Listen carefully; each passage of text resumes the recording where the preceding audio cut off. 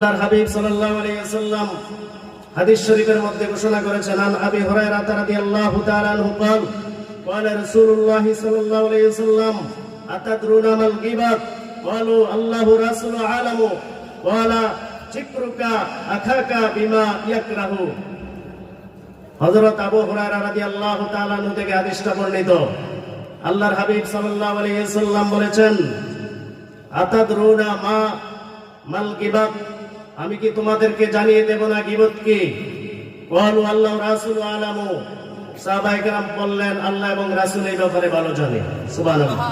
এবার আল্লাহর হাবিব সাল্লাল্লাহু আলাইহি ওয়াসাল্লাম নিজেই বলেছেন যে যিকরুকা আখাকা বিমা ইয়াকরাহু, তোমার ভাই সম্পর্কে এমন কোন ধারণা করা, এমন কিছু বলা যেটা শুনলে তোমার ভাই কষ্ট পাবে। অর্থাৎ তুমি বাড়ি থেকে বের হয়ে দোকানে যাইয়া তোমার ভাইয়ের ব্যাপারে কিছু বলেছো, কোন মুসলমান ভাইয়ের ব্যাপারে কিছু বলেছো যেটা শুনলে সে কষ্ট পাবে। এবার সাহাবায়ে কেরাম প্রশ্ন করলেন, কিলা ফারাইতু ইন কানা ফি আখি মাকুন। তখন সাহাবায়ে কেরামদের মধ্যে প্রশ্ন করা হলো, ইয়া রাসূলুল্লাহ, ইয়া হাবিবাল্লাহ, যদি তার মধ্যে সেই দোষটা থাকে এটাকে গীবত হবে? রাসূল সাল্লাল্লাহু আলাইহি ওয়াসাল্লাম বলেন, তার মধ্যে যদি দোষটা থাকে তাহলে সেটা গীবত হবে, আর যদি তার মধ্যে দোষ না থাকে তাহলে তাকে তুমি অপবাদ দিলা, এটা বুহতান হবে, অপবাদ হবে। ঠিক কিনা বলেন? তাইলে বোঝা যাচ্ছে তার ভিতরে দোষ থাকলো এটা কোনো ভাইয়ের কাছে বলা যাবে না। যাবে?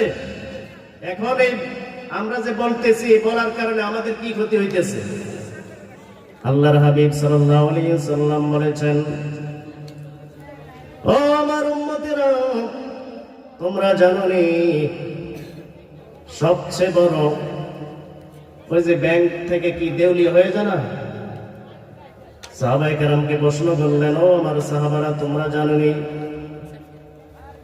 আখিরাতের জমিনে, এই দুনিয়ার জমিনে দেউলিয়া কারা?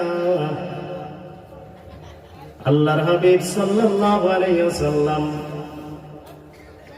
সাহাবায়ে কেরামদেরকে যখন প্রশ্ন করলেন দেউলিয়া কারা, সাহাবারা বললেন, আমরা তো জানি তার টাকা পয়সা একবার কিছু নাই, বড় ধনী ছিল, টাকা পয়সা ছিল, সব শেষ হয়ে গেছে, তারাই হচ্ছে দেউলিয়া। এবার আল্লাহর হাবিব সাল্লাল্লাহু আলাইহি ওয়াসাল্লাম বলেছেন, না না না না, তারা দেউলিয়া না।